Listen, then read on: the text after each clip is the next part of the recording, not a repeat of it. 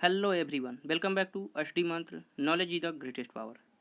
पिछले क्लास में हम कोशिका चैप्टर को फिनिश कर चुके थे और इस क्लास में हम आपको बोले थे कि ऊतक के बारे में पढ़ाएंगे, टिश्यू के बारे में पढ़ाएंगे। तो चलिए हम इस चैप्टर को शुरू करते हैं।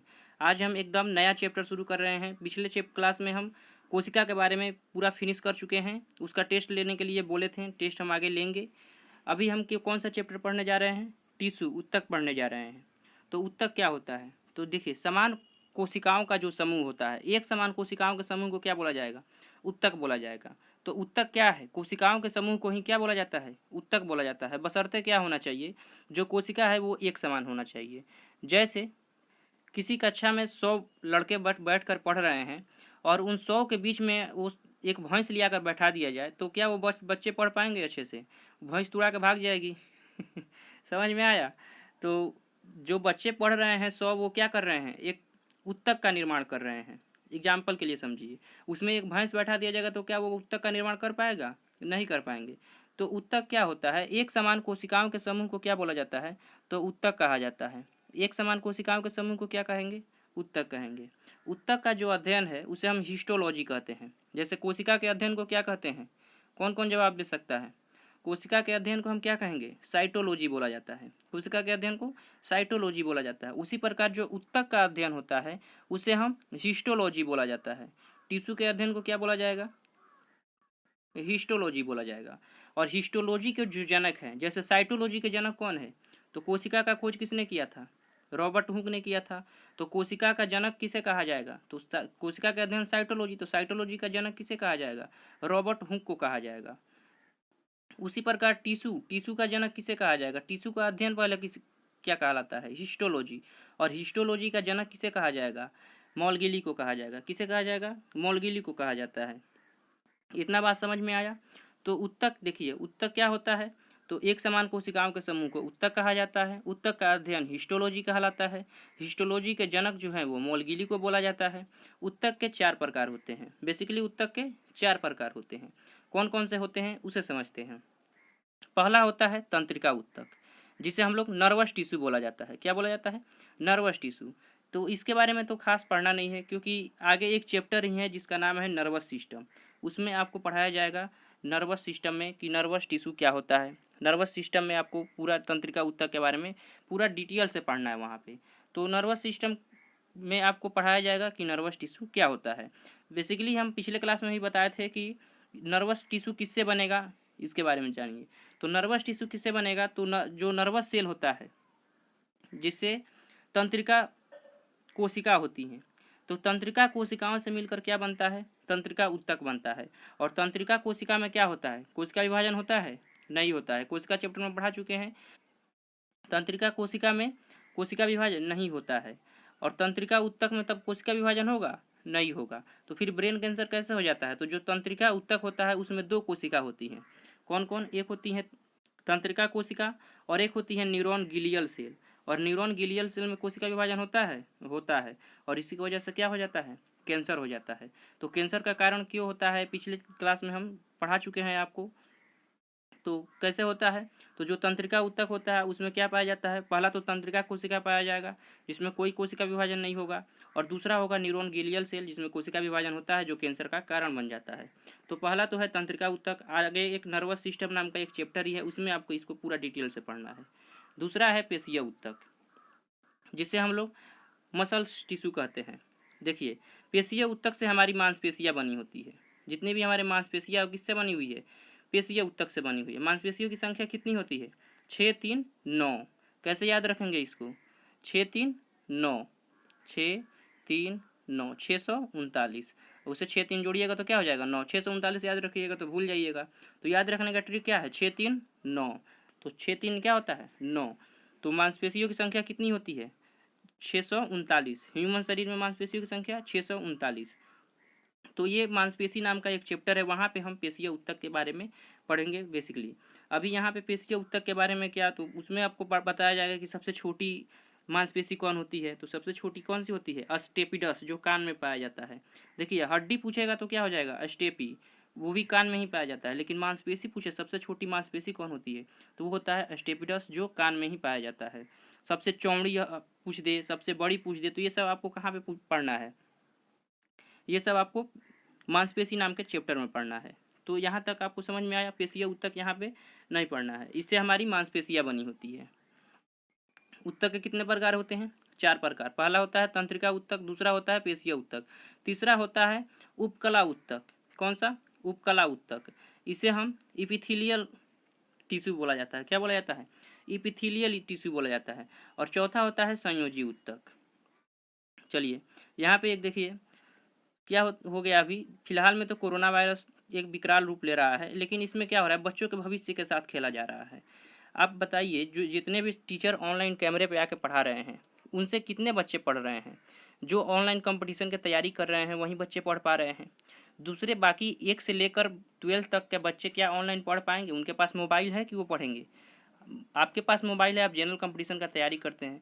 आजकल तो माता पिता भी क्या बोलते हैं कि 10th पास करोगे तो तुमको हम मोबाइल देंगे, 11th पास करो। हमारे साथ खुद ऐसा हुआ था कि तुम 11th पास करोगे, 12th पास करोगे तो तुमको मोबाइल मिलेगा। तो अभी जो छोटे बच्चे हैं, क्या उनके पास मोबाइल है? नहीं है। तो वो अब कैसे पढ़ाई करेंगे? उनका पढ़ाई तो पूर्ण रूप से बंद हो गया। तो उनके तो भविष्य के साथ खेला जा रहा है। अब आप देखिए ना, जिस देश में शिक्षक छिप कर पढ़ा रहे हों, अब शिक्षक क्या करेंगे? शिक्षक का भी तो रोजी रोटी चलेगा, किससे चलेगा? अगर वो पढ़ाना बंद कर देंगे तो उनका रोजी रोटी, और वो ऑनलाइन जा नहीं सकते हैं, क्योंकि 1 से लेकर 10 क्लास के बच्चों के पास तो मोबाइल होता नहीं है कि वो क्या करेंगे। शिक्षक जाकर ऑनलाइन पढ़ाएंगे और वो बच्चे पढ़ भी लेंगे। तो जो जो भी 1 से 10 तक का शिक्षक है वो क्या कर रहे हैं? जितना हो सके उतना छुप छुप कर पढ़ा रहे हैं बच्चों को। उसके अलावा उनके पास कोई चारा है नहीं। और नेता को देखिए, बंगाल में खुलेआम रैली हो रही है, वहाँ पे तो कोरोना बिल्कुल भी नहीं है, लेकिन बच्चों के पढ़ाई के लिए जहाँ एक एक बेंच छोड़कर बैठा जा रहा है, उसके उनके लिए नेताओं में कोरोना फैल रहा है। स्कूल बच्चों का स्कूल बंद कर दिया जा रहा है। उस देश के लिए क्या हो सकता है? सबसे बड़ा दुर्भाग्य क्या हो सकता है? इससे बड़ा दुर्भाग्य तो कुछ हो ही नहीं सकता है। तो आप आगे आप होशियार हैं, देखिए क्या होता है क्या नहीं होता है। बच्चों के भविष्य के साथ खेला जा रहा है। यहाँ पे पूरे देश में 1 से लेकर 10 तक के बच्चों के लिए मतलब पढ़ाई बंद कर दिया गया।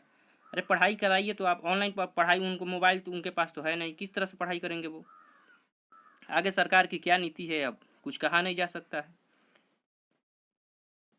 चलिए यहाँ पे देखिए, पहला कौन सा बताए थे? तंत्रिका ऊतक, नर्वस टिश्यू। इससे क्या होता है? मस्तिष्क बना होता है, और यह कहाँ पाया जाता है? तो यह ब्रेन में पाया जाता है, और यह सूचनाओं का आदान प्रदान करता है। समझ में आया?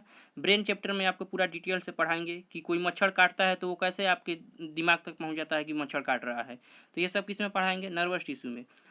दूसरा है पेशीय ऊतक, जिसे हम मसल टिश्यू बोलते हैं। इसे हमारी मांसपेशियाँ बनी होती है, और यह शरीर की रक्षा करता है। क्या करता है? शरीर की रक्षा करती है। तीसरा होता है उपकला, जिसे कहते हैं एडिपोज टिश्यू। इससे क्या होता है? इससे हमारी त्वचा बनी होती है, और शरीर की आंतरिक जो अंग होते हैं वो बने होते हैं। अब यहाँ पे समझिए इपिथीलियल ऊतक। उपकला ऊतक से क्या बने होते हैं? जितने भी कवर होते हैं हमारे शरीर में, जितने भी कवर है वो सब किससे बने हुए हैं? उपकला ऊतक से बने हुए हैं, इपिथीलियल ऊतक से बने हुए हैं। जैसे आप किसी दुकान पे सामान लेने जाते हैं, तो आप 10 वैरायटी का सामान लेते हो, तो क्या करता है? 10 गो अलग अलग पन्नी में पैक करके देता है। लेकिन आप घर से क्या किए रहते हैं? झोला लेके गए होते हैं, तो उस 10 पन्नी को क्या 10 गो उंगली में टांग कर लेते हैं? बचपन में तो आदमी टांग लेता था, ये उंगली में दाल रहेगा, इसमें चावल, इसमें ऐसे करके आदमी 10 गो उंगली में 10 गो प्लास्टिक टांग के लेकर चला आता था।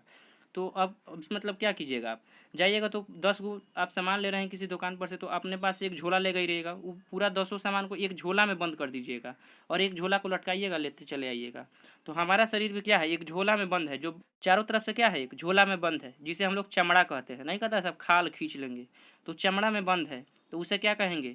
इपिथीलियल ऊतक का बना हुआ है। लेकिन जो आंतरिक कवर है, जैसे लीवर, फेफड़ा, किडनी, इस सब का भी तो बाहरी परत है। तो इस सब का भी बाहरी परत किससे बना हुआ है? उपकला ऊतक यानी कि इपिथीलियल ऊतक का बना हुआ है। जिसमें देखिए किडनी किससे बना हुआ है? किडनी के बाहरी जो झिल्ली है उसे क्या कहेंगे? पेरिटोनियम कहा जाता है। क्या कहा जाता है? पेरिटोनियम कहा जाता है। फेफड़ा के बाहरी कवर को क्या बोला जाता है? प्लूरा मेम्ब्रेन बोला जाता है। क्या बोला जाता है? प्लूरा मेम्ब्रेन बोला जाता है। तो ये सब किससे बने हुए हैं? इपिथीलियल ऊतक से बने हुए हैं। हृदय के चारों तरफ जो झिल्ली पाई जाती है, जो कवर पाई जाती है, उसे क्या कहते हैं? पेरिकार्डिएट बोला जाता है। ये किससे बना हुआ है? तो ये जितने भी आपको झिल्ली हैं, जितने भी कवर आपको दिखाई दे रहे हैं, किससे बने हुए हैं? उपकला ऊतक से बने हुए हैं। दिमाग के चारों तरफ क्या पाया जाता है? मेनिंजोइट नामक एक परत पाई जाती है, झिल्ली पाया जाता है, जिसमें क्या होता है आपका दिमाग बंद रहता है। ऐसा नहीं है कि दिमाग उसी में हिल रहा है, वो कवर में एक बंद है। अगर नहीं रहता तो पता चलता है कि आप हिल डुल करते हैं, आपके ब्रेन कान से बाहर निकल जाता, कान निकल के फिर कान में डालना पड़ता। समझ में आया? जो किडनी, लीवर, ये सब फेफड़ा, ये सब क्या है? एक चारों तरफ से क्या है? एक कवर में बंद है, ऐसा नहीं ढका ढका हिल रहा है सब, ऐसा कुछ नहीं है। समझ में आया? तो सब क्या है? एक कवर में बंद है। किडनी किस में बंद है? पेरिटोनियम नामक झिल्ली में। फेफड़ा प्लूरा मेम्ब्रेन, और हृदय पेरिकार्डियट नामक झिल्ली में क्या है? बंद है। दिमाग किस में बंद है? मेनिंजोइट नामक झिल्ली में बंद है। और किसी को मार दीजिएगा दिमाग पे बढ़िया से, तो मेनिंजोइट नाम के झिल्ली पे क्या हो जाएगा? चोट लग जाएगा, उसको क्या हो जाएगा? मेनिंजोइटिस हो जाएगा। मेनिंजोइटिस में बहुत कम चांस रहता है कि आदमी बचेगा। लीवर के किससे घिरा रहता है? तो लीवर के जो बाहरी परत होता है, जो बाहरी कवर होता है, जो बाहरी झिल्ली होता है, उसे हम क्या कहते हैं? पेरीहेपेटिक बोला जाता है। भ्रूण जो होता है, गर्भ में जो भ्रूण पल रहा है, उसे क्या बोला जाता है? वो जिस झिल्ली में बंद रहता है उसे हम लोग इम्यूटिक सैक बोला जाता है। क्या बोला जाता है? इम्यूटिक सैक बोला जाता है। और इस प्लास्टिक के अंदर डॉक्टर झांक लेता है लिंग परीक्षण करने के लिए, लड़का है कि लड़की है, तो उसे हम क्या कहते हैं? इम्यूनियोसेप्टोसिस बोला जाता है उस प्रोसेस को। समझ में आया? लिंग जांच के प्रोसेस को क्या बोला जाता है? इम्यूटिक सैक नामक झिल्ली में भ्रूण बंद रहता है। उस भ्रूण की लिंग का निर्धारण करने के लिए डॉक्टर क्या करता है? इम्यूटिक सैक नामक झिल्ली के अंदर झांक लेता है। इस क्रिया को हम क्या कहते हैं? इम्नियोसेप्टोसिस बोला जाता है। जो वृषण होता है, टेस्टिस, जो कहाँ पाया जाता है? मेल में पाया जाता है। वो इपीडिडमिस नामक क्या होता है? कवर में पैक रहता है। तो ये सब किसके बने होते हैं? जितने भी कवर होते हैं, झिल्ली होते हैं, वो किससे बने होते हैं? उपकला उत्तक के बने होते हैं। किसके? उपकला उत्तक, इपिथेलियल उत्तक का बना होता है। जिसमें क्या है? आपका जो त्वचा है वो भी किसका बना होता है? इपिथेलियल उत्तक का बना होता है। और शरीर के आंतरिक तथा बाहरी भाग जितने भी आप प्रकार के आप झिल्ली देखिएगा, वो सब किसके बने होते हैं? उपकला उत्तक के बने होते हैं। तो इतना आपको समझ में आ गया। तो उम्मीद करते हैं आज का ये क्लास आपको समझ में आया होगा। नेक्स्ट क्लास में हम चर्चा करेंगे संयोजी उत्तक कनेक्टिंग टिश्यू के बारे में। कनेक्टिंग टिश्यू क्या होता है? एग्जाम के पॉइंट ऑफ व्यू से कनेक्टिंग टिश्यू बहुत महत्वपूर्ण है। तो आप नेक्स्ट वीडियो में कनेक्टिंग टिश्यू के बारे में आपको हम बता देंगे। तो उम्मीद करते हैं आपको ये वीडियो अच्छा लगा हो। अगर वीडियो अच्छा लगा है तो आप चैनल को सब्सक्राइब करिए, वीडियो को लाइक कीजिए, और हाँ, ये नॉलेज अपने दोस्तों के पास ज़रूर शेयर कीजिए ताकि उन्हें भी पता चल सके। और दूसरों को भी बताइए कि स्टडी मंत्रा पे बायोलॉजी का क्लास शुरू हो चुका है। बहुत जल्द हिस्ट्री का क्लास भी यहाँ पे शुरू होने वाला है। तो अपने दोस्तों में इस बात को भी शेयर कीजिए। तो चलिए मिलते हैं नेक्स्ट वीडियो में, तब तक के लिए जय हिंद, जय भारत।